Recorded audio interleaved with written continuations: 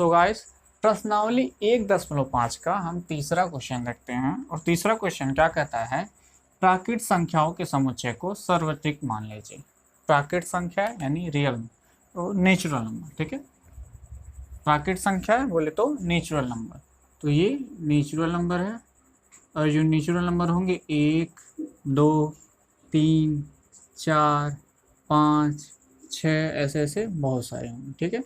तो ये होंगे हमारे पास सार्वत्रिक समुच्चय, ठीक है। क्या बोला है, प्राकृत संख्याओं के समुच्चय को सार्वत्रिक मानते हुए निम्नलिखित की पूरक ज्ञात कीजिए। तो ये हमारे पास सार्वत्रिक समुच्चय है यानी यूनिवर्सल सेट है।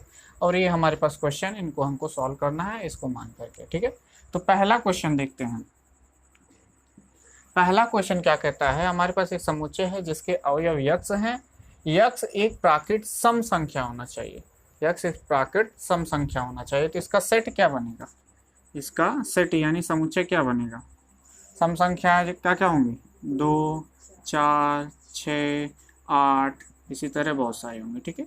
क्योंकि ये बताया नहीं है कहाँ तक, तो सम प्राकृत सारे के सारे सम संख्या ये होंगे, ठीक है। अगर हमको नेचुरल नंबर के सेट में से यानी प्राकृत संख्याओं के समुच्चय में से अगर हम ए समुच्चय को घटा दें तो हमारे पास क्या आ जाएगा, ए कॉम्प्लीमेंट आ जाएगा। यहाँ पे ए कॉम्प्लीमेंट यानी इसका ये जो हमारे पास समुच्चय दिया है, बोला इसका मतलब ये है, पूरक का मतलब ये है कि इसको छोड़ करके बाकी सभी, ठीक है। तो क्या पूछा है कि इसको छोड़ करके यानी यक्ष एक प्राकृत सम संख्या है, ठीक है। तो इसको छोड़ करके बाकी सभी, और सब यूनिवर्सल क्या है, ये है, ठीक है। यानी इसमें से हम ए के सभी अवयव को बाहर निकालेंगे, ठीक है। तो हो जाएगा, इसको छोड़ करके बाकी सभी ये हो जाएगा ए कॉम्प्लीमेंट, ठीक है। अच्छा, तो ये ए कॉम्प्लीमेंट किसके बराबर होगा, ए कॉम्प्लीमेंट जो ए पूरक है, हमको यही निकालना है निम्नलिखित के पूरक, यानी इसका पूरक क्या होगा, क्या क्या होगा। हम इसमें से 2 को हटा देंगे, क्या क्या आएगा, 1 बचेगा, 3 बचेगा, 5 बचेगा, 7 बचेगा। अच्छा, ये क्या है सब, ये प्राकृत संख्या है और क्या है, विषम संख्या है, ठीक है। तो इसको हम इस तरह भी लिख सकते हैं समुच्चय निर्माण रूप में कि यक्ष इसके अवयव होंगे और यक्ष एक प्राकृत विषम संख्या होगी या है, ठीक है। तो ये हो गया हमारे पास ए कॉम्प्लीमेंट यानी ए पूरक, ठीक है, इसका पूरक समझ में आ गया। अब हम इसका दूसरा क्वेश्चन देखते हैं। दूसरा क्वेश्चन क्या बोला है कि हमारे पास एक समुच्चय है जिसके अवयव यक्ष हैं और यक्ष एक प्राकृत विषम संख्या होगी, ठीक है। तो इसका समुच्चय बनेगा वो देखते हैं, इसको मान लेते हैं बी। और क्या है, प्राकृत विषम संख्या है, तो विषम संख्या कौन कौन सी है, 1 है, 3 है, 5 है, 7 है, डॉट डॉट डॉट ऐसे बहुत सारे हैं, ठीक है। हमको क्या बोलना है, इसका पूरक निकालना है। इसका पूरक यानी इसको छोड़ करके बाकी सभी, ठीक है। यानी हमको क्या निकालना है, बी कॉम्प्लीमेंट। बी कॉम्प्लीमेंट किसके बराबर होगा, यानी हम नेचुरल नंबर यानी प्राकृत संख्या में से हम पूरे बी को अगर घटा लें तो क्या हो जाएगा, बी कॉम्प्लीमेंट आ जाएगा, बी डैश आ जाएगा। हमको ये नहीं निकालना है पूरक, यानी इसको छोड़ करके बाकी सभी, यानी नेचुरल नंबर में से हम इसको हटा दें तो बाकी सभी मिल जाएंगे, ठीक है। तो ये संख्या क्या क्या होंगी, हमको इसमें से ये सारे संख्या हटा दें तो क्या क्या बचेगा, 2 बचेगा, 4 बचेगा, 6 बचेगा, ऐसे ऐसे बहुत सारे होंगे। और ये क्या हैं, ये सारे क्या हैं, इसको अगर हम समुच्चय निर्माण रूप में लिखें तो क्या लिखाएगा, इसके अवयव यक्ष होंगे और यक्ष एक प्राकृत सम संख्या है, ठीक है। तो ये हो गया इसका समुच्चय निर्माण रूप। क्वेश्चन समुच्चय निर्माण में पूछा है तो हम आंसर भी समुच्चय निर्माण में ही देंगे। हमारे पास एक समुच्चय है, तीसरा क्वेश्चन है, एक समुच्चय है जिसके अवयव, इसको हम सी मान लेते हैं, जिसके अवयव यक्ष हैं और यक्ष 3 का एक धन गुणज है, 3 का एक धन गुणज है। तो कौन कौन सी होंगी संख्या, 3 होगी, 6 होगी, 9 होगी, 12 होगी, ठीक है। ऐसे बहुत सारी संख्या होंगी जो 3 के गुणज हैं, ठीक है, यानी 3 का मल्टीपल हो, 3 से गुणा हुआ हो, ठीक है। हमको क्या निकालना है, इसका पूरक यानी सी कॉम्प्लीमेंट। सी कॉम्प्लीमेंट बराबर क्या होगा, यानी ये जो प्राकृत संख्या है इसमें से हम सी के सभी अवयव को निकाल देंगे, ठीक है। सी के सभी अवयव को निकाल देंगे। अगर हम नेचुरल नंबर के समुच्चय में से अगर हम सी के समुच्चय के सारे अवयव हटा दें तो ये हो जाएगा हमारे पास सी कॉम्प्लीमेंट यानी सी का पूरक। तो ये क्या क्या होगा, हमको नेचुरल नंबर में से इसके अवयव निकाल देना। तो क्या क्या बचेगा, 1 आएगा, 2 आएगा, 3 नहीं आएगा, और क्या आएगा, 4 आएगा, ठीक है, 5 आएगा। तो ये सारी संख्या क्या है, अगर हम इसको क्या है समुच्चय निर्माण रूप में लिखें तो क्या होगा, यक्स इसके अवयव होंगे, ठीक है, और यक्स जो होगा वो क्या होगा, संख्या 3 का गुणज नहीं है, ठीक है।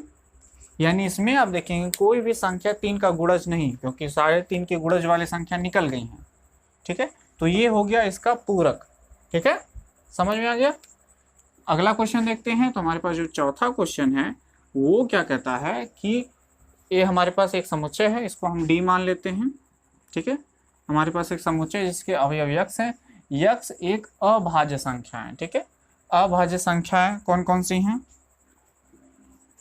2 है, 5 है, 7 है, और 11 है, 13 है। ऐसे बहुत सारी संख्याएं हैं। अभाज्य संख्या वो सारी संख्याएं होती हैं जो खुद से डिवाइड हो, यानी खुद से जिसका भाग किया जा सके, और 1 से, ठीक है। तो हमको क्या निकालना है, डी कॉम्प्लीमेंट। डी कॉम्प्लीमेंट यानी डी का पूरक। अगर डी का पूरक निकालना है तो सारे प्राकृत संख्याओं में से हमको डी को घटा देना है, क्योंकि यही बोला है नेचुरल यानी प्राकृत संख्याओं के समुच्चय को हमको क्या मानना है, सार्वत्रिक समुच्चय मानना है, ठीक है। तो इसके अवयव क्या होंगे, यानी यक्स इसके क्या होंगे, अवयव होंगे, और यक्स क्या होगा, यक्स जो संख्या होगी वो क्या होगी, भाज्य संख्या होंगी, भाज्य संख्या, ठीक है, भाज्य संख्या है। अगर हम इसमें से प्राकृत संख्याओं में से सारी की सारी डी के अवयव को घटा दें, यानी डी के अवयव क्या हैं, अभाज्य संख्या है, अभाज्य संख्या घटा देंगे तो वो क्या बचेगा हमारे पास, भाज्य संख्याओं का समुच्चय, ठीक है। तो उसी तरह अब हमारे पास पांचवा देखते हैं। पांचवा क्या बोला है, हमारे पास एक एक समुच्चय है, उसके जो अवयव हैं 3 और 5 से विभाजित होने वाली एक संख्या है, ठीक है। 3 और 5 से विभाजित होने वाली संख्या कौन कौन सी है, 5 है, सॉरी 3 ले लेते हैं पहले, 3 है, 5 है, 9 है, 10 है, और क्या है 12 है, 15 है। ऐसे बहुत सारी संख्याएं होंगी जो 3 और 5 से विभाजित होंगी। यानी अगर हम इसका कॉम्प्लीमेंट निकालें, ई कॉम्प्लीमेंट यानी ई का पूरक, वो क्या होगा, n माइनस ई, यानी 3 और 5 से विभाजित होने वाली संख्याओं को हम बाहर निकाल देंगे, ठीक है। तो बचेगा क्या, यानी इसमें हमारे पास जो अवयव आएगा वो आएगा यक्स इसके अवयव होंगे, ठीक है, और यक्स जो संख्या होगी वो क्या होगी, 3 और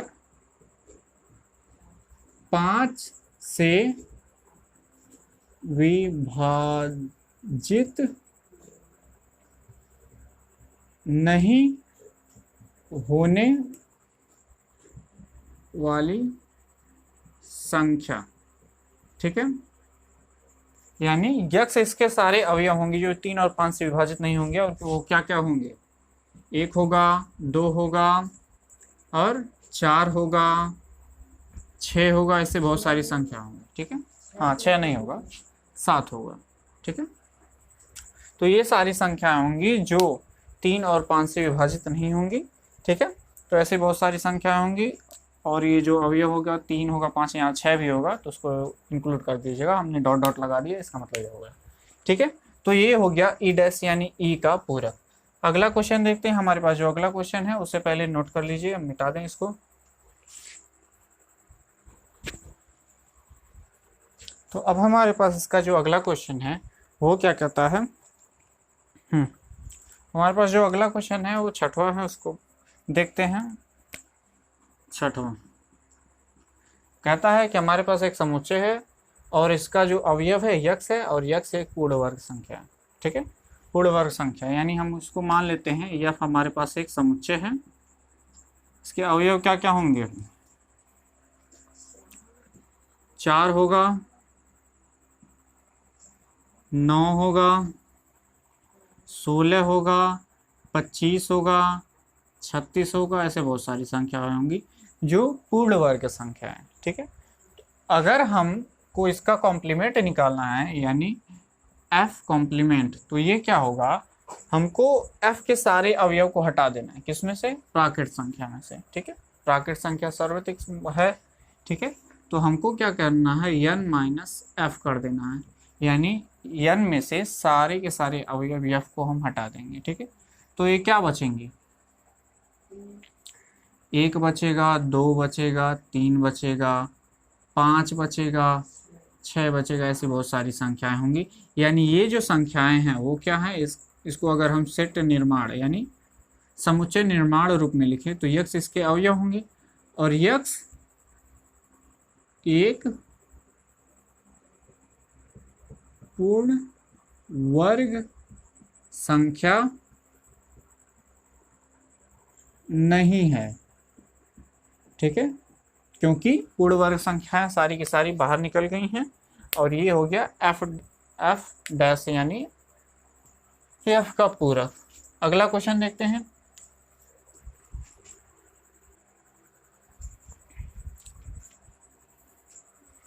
तो इसके हम बाकी क्वेश्चन को भी देख लेते हैं। तो हमारे पास जो अगला क्वेश्चन है वो क्या कहता है, यानी 7वां क्वेश्चन। 7वां क्वेश्चन को देखते हैं।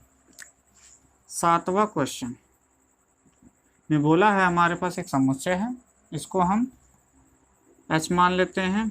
एक समुच्चय h है, इसके अवयव क्या है, एक पूर्ण घन संख्या है। ठीक है, कुछ भी मान लो, h g h कुछ भी मान लो। ठीक है, तो h हम इसको मान लेते हैं। हमारे पास एक पूर्ण घन संख्या है। पूर्ण घन संख्या कौन कौन सी है, 8 है, 27 है,